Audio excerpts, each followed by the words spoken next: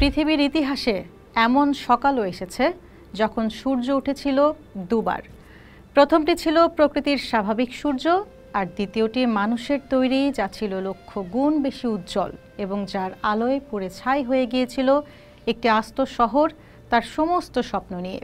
এ হলো হিরোশিমা শহরের গল্প, এক ঝলকে নেমে আসা নরকের গল্প, যা মানবতাকে চিরদিনের জন্য এক গভীর অপরাধ বোধে ডুবিয়ে দিয়েছে।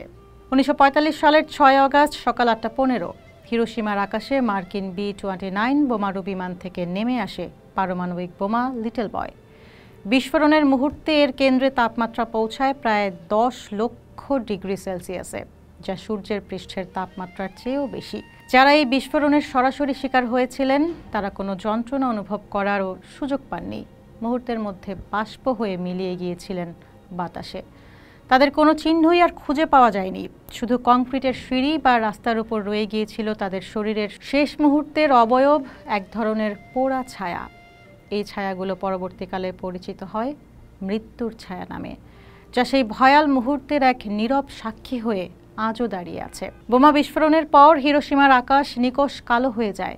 ধ্বংসস্তূপ থেকে ওঠা ধুলো, ছাই এবং মারাত্মক তেজস্ক্রিয় কণাগুলো জলীয় বাষ্পের সাথে মিশে তৈরি করে এক আঠালো চটচটে কালো বৃষ্টি।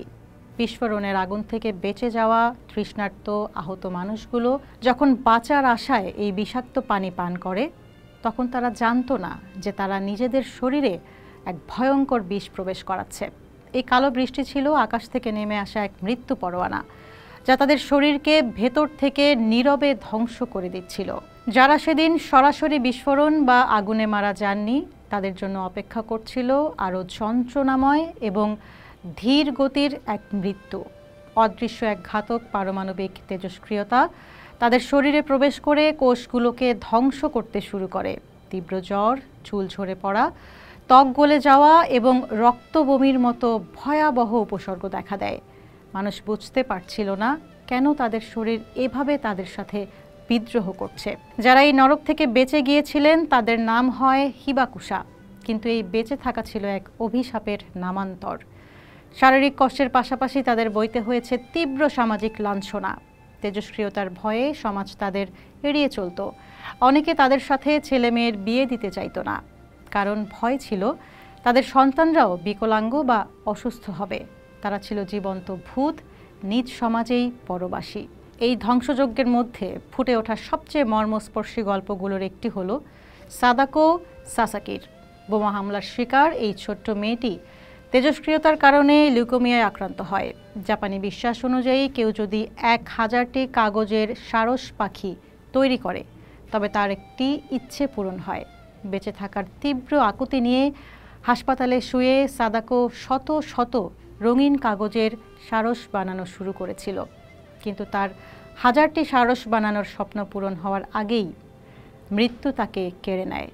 তার অসমাপ্ত সেই কাগজের সারসগুলো আজ শুধু জাপানে নয়, সারা বিশ্বে পারমাণবিক অস্ত্রের বিরুদ্ধে শান্তি ও প্রতিরোধের এক অমর প্রতীক হয়ে উঠেছে।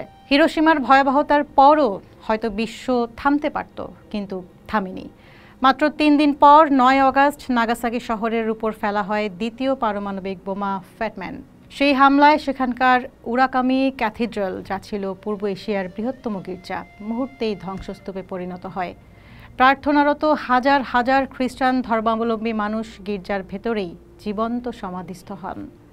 মানবতার বিবেক সেদিন দ্বিতীয়বারের মতো পরাজিত হয়েছিল, যা প্রমাণ করে এই হামলা শুধু সামরিক বিজয় ছিল না, ছিল ক্ষমতার এক নির্মম প্রদর্শনী। হিরোশিমা আর নাগাসাকি শুধু দুটি জাপানি শহরের নাম নয়, এরা মানব ইতিহাসের সবচেয়ে বড় ভুলের জীবন্ত সাক্ষী। মার্কিন সেই বোমার ক্ষত আজও পুরোপুরি শুকায়নি।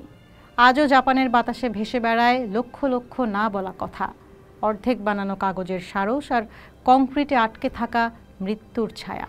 এই নীরব কান্না আমাদের প্রতিনিয়ত মনে করিয়ে দেয় মানুষ তার নিজের ইচ্ছায় তৈরি করা প্রযুক্তি দিয়ে নিজেকে ধ্বংস করার কতটা কাছাকাছি যেতে পারে এবং ক্ষমতার উন্মাদনা কতটা অন্ধ হতে পারে। পোস্ট দেখুন, ভাবুন, করুন, থাকুন পোস্টের সঙ্গেই।